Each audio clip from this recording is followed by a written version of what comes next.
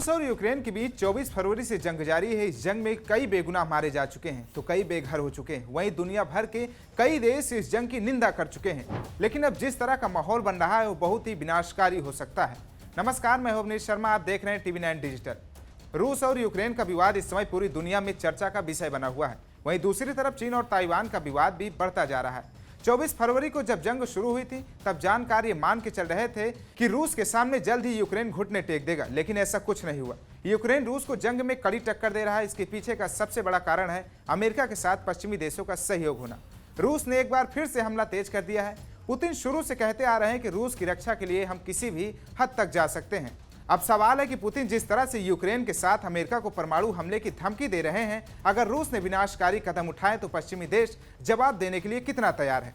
विदेश मामलों के जानकार प्रोफेसर हर्ष बी पंत का कहना है कि वास्तव में यूक्रेन युद्ध के पीछे असली वजह नाटो ही है। प्रोफेसर पंत का कहना है कि यूक्रेन युद्ध के बाद नाटो की पूर्वी सीमाओं को मजबूत करने के लिए संगठन ने पोलैंड और रोमानिया में 3000 से ज्यादा जवान तैनात किए हैं। दोनों देश की सीमा बेलारूस से मिलती है। उन्होंने कहा कि इसके अलावा नाटो के 8500 सैनिक हाई अलर्ट पर रहते हैं, यानी वो कभी भी मोर्चा संभालने की स्थिति में रहते हैं।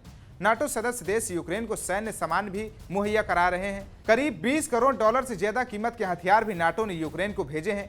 इनमें जेवलिन एंटी टैंक मिसाइलें और स्ट्रिंगर एंटी एयरक्राफ्ट मिसाइलें हैं। इतना ही नहीं, ब्रिटेन ने यूक्रेन को कम दूरी वाली 2000 एंटी टैंक मिसाइलें भी दी है। ब्रिटेन ने पोलैंड में 350 सैनिक भेजे हैं। अमेरिका के अलावा इस संगठन में तुर्की के करीब 3.5 लाख सैनिक मौजूद हैं। सैनिकों की संख्या के लिहाज से तीसरे स्थान पर फ्रांस है। फ्रांस के करीब 2 लाख से ज्यादा सैनिक नाटो का हिस्सा हैं। इसके बाद चौथे नंबर पर जर्मनी है। इस मामले में 5वें स्थान पर इटली और 6वें पर ब्रिटेन है। सेना की मौजूदगी से लिहाज से देखा जाए तो इस संगठन में अमेरिका का वर्चस्व है। नाटो संगठन में अमेरिका के 13.5 लाख सैनिक तैनात हैं। नाटो संगठन में सबसे ज्यादा सैनिक अमेरिका के ही हैं। अगर नाटो यूक्रेन जंग में आगे आता है तो इसका सबसे ज्यादा प्रभाव अमेरिका पर ही पड़ेगा। ऐसे में जंग एक विश्व युद्ध में तब्दील हो सकता है। हालांकि नाटो के सदस्य देशों की सुरक्षा के नाम पर संगठन के सैनिकों ने रूस की पूरी घेराबंदी कर ली है। माना जा रहा है रूस को सबसे बड़ी चिंता और डर यही है। ऐसे में रूस भी नाटो से सीधा पंगा लेना नहीं चाहेगा। लेकिन इस बीच रूसी राष्ट्रपति व्लादिमीर पुतिन ने एक बार फिर से चेतावनी देकर पूरी दुनिया को चौंका दिया है। अगर नाटो की सेना ने इसमें हिस्सा लिया तो इससे वैश्विक तबाही होना तय है। तो कैसा लगा हमारा वीडियो, कमेंट बॉक्स में फीडबैक जरूर दीजिए। बाकी तमाम देश दुनिया की खबर देखने के लिए देखते रहिए TV9 डिजिटल।